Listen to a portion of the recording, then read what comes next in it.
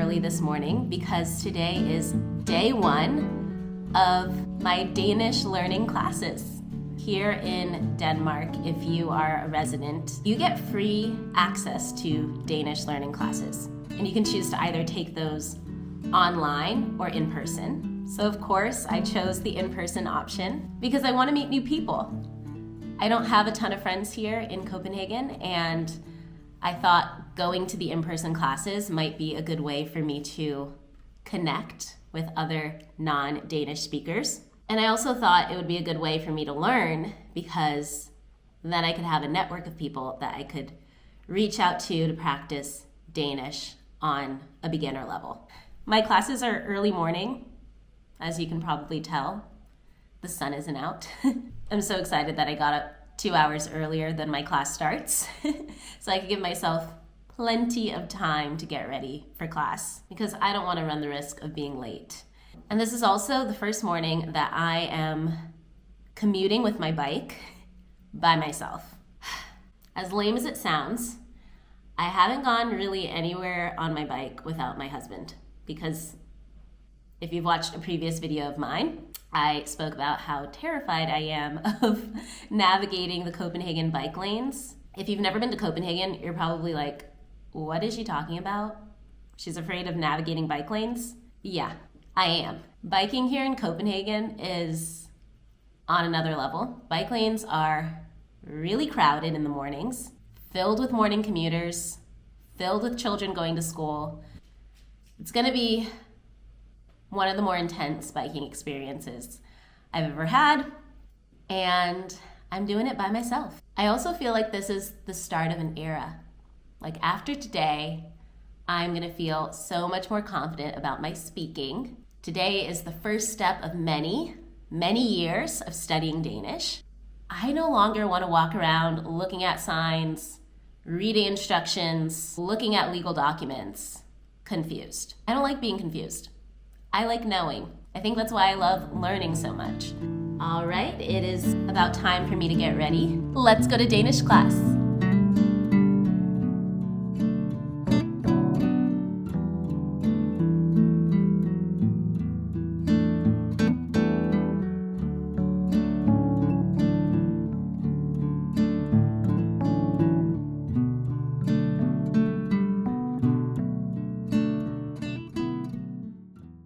Danish class was so much fun.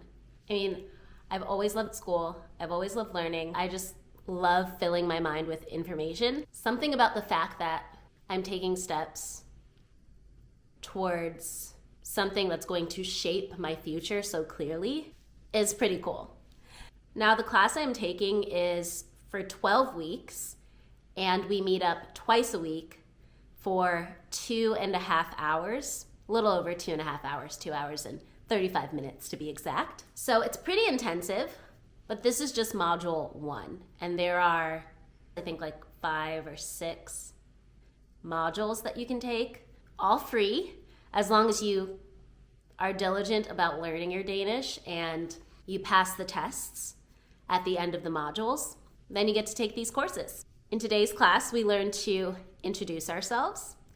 And we also learned how to ask a person their name. Then we practiced asking a person where they're from. We also learned the numbers from 1 to 20. And that's about as far in the Danish number system I feel comfortable with. I am aware that it gets a bit tricky beyond 20. And I've done a little light practice with those other numbers, but I don't feel 100% on those yet. So let me introduce myself to you in Danish. I said I don't get self-conscious, but for some reason, I feel a little self-conscious. Hey, jeg hedder Asada. Hvad hedder du? That means, hey, my name is Asada. What are you called? Or what is your name, basically. Jeg kommer fra USA. Hvor kommer du fra? That means, I come from the USA. Where do you come from? So yeah, now I can introduce myself and understand when other people are introducing themselves. And this vocabulary isn't new to me. I'd already been practicing Danish on my own before this class, but the pronunciation has been so intimidating to me, and having the teacher listen and kind of give her approval really was helpful. And I know my pronunciation still needs some work, but this is day 1.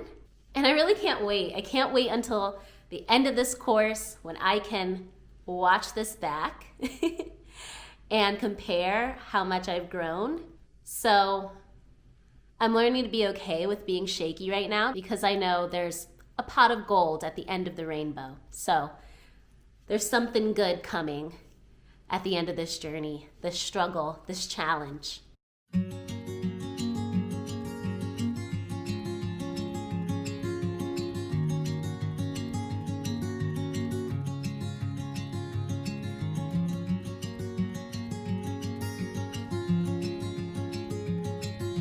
Good morning. It is Sunday, and I just had one of the loveliest brunches with a person I met on TikTok, trying to make some friends here in Copenhagen. This person reached out to me online because of one of the posts that I made about struggling to make friends in this city. So we made an appointment to grab a coffee, and it turned out to be just such a lovely time. We ended up spending about 2 hours just chatting, and the conversation flowed. And so I think I have a new, really good friend here in Copenhagen. And we already made some plans to meet up and try a new place together, and it just feels so good to have a connection to someone, because connecting with people makes you feel connected with the place you live. So I'm looking forward to the next time and seeing where this friendship goes and if it grows, but I have a really good feeling about it. Hey everyone. Today I had my second in-person Danish language class. Last week's second day class got canceled, so today was our second in-person class. And today it fully hit me how intensely difficult speaking Danish is going to be.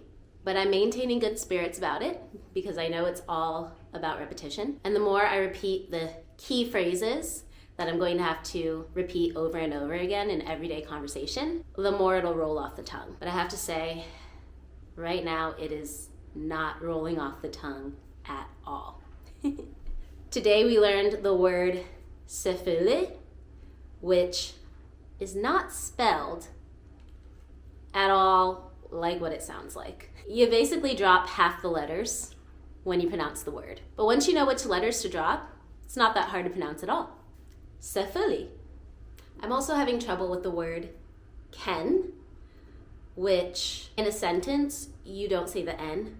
For some reason, my brain just can't wrap itself around that fact when I'm saying it in a sentence. For instance, kan du tale dansk? Can you speak Danish? When I say it quickly, I just want to say, kan du tale dansk? Because it almost sounds like, can you, in English. And so I'm just riding my bike back from Danish language class, saying it over and over again to myself. Kan du tale dansk? Kan du tale? Kan du tale? Kan du tale? And also walking my dogs. I was just like, kan du tale? Kan du tale? Kan du tale? So that's what I'm doing with my spare time these days. A funny thing happened to me today that made me realize the importance of getting the Danish pronunciation as close to correct as possible. After my Danish class, I met a friend at a cafe, a new friend of mine who was born and raised in Copenhagen. I mentioned to her that I love the Danish dish smørrebrød, is how I said it. And she was like, what? What are you saying? And I kept saying it just like that, smørrebrød, smørrebrød. And she was like, what? I don't know if I've ever had that. And I was thinking, there's no way that she has never had this dish. So I'm just butchering this word, and have been since I got here, because I've said it like that for months. And then I said it more like smubba, smubba, which is probably still wrong, but she understood what I meant when I dropped the D. So if you don't know which letters to drop in the word, there's a good chance native speakers might not understand you. So just a warning to anyone learning Danish. I believe I've finally conquered my Danish numbers from 1 to infinity, and I'll share that progress with you in the next vlog. But for today, I just wanted to hop on here real quick and give you an update on what my experience has been like taking these Danish classes 2 weeks in. I'm having a lot of fun, and I think it's going pretty good so far.